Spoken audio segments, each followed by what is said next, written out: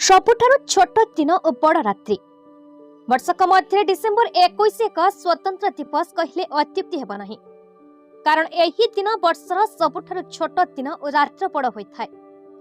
एहार कारण पृथ्वी सूर्य चारिपटे 23.5 डिग्री ढली एक अंडाकृति पथरे परिक्रमा करिथांती। उक्त दिन में मकर रेखा पृथ्वीर निकटतम होइथाय। एही कारणरू दिनर परिमाण कम होइथाय। डिसेम्बर 22 तारिख दिन बड़ होइथाय। एहाको भारतीय ज्योतिष शास्त्र रे मकर सायन बोली कहुए। प्रतिवर्ष डिसेम्बर 21 किंबा डिसेम्बर 22 तारिख रे उत्तर गोलार्ध रे शीत ऋतु आरंभ होगा सहित दक्षिण गोलार्ध रे ग्रीष्म ऋतु आरंभ होइथाय। एही दिन उत्तर गोलार्ध रे सबुठारु छोट दिन होइथाय। एहा परठारु दिनर परिमाण लंबा हेबा सह रात्रर अवधि छोट होइथाय। आजिर ही दिन में सूर्य पृथ्वी ठारू अनेक दूर अवस्थान करिथांती। तेणु एही दिन वर्षकर सबुठारु छोट दिन और बड़ रात्रि होइथाय।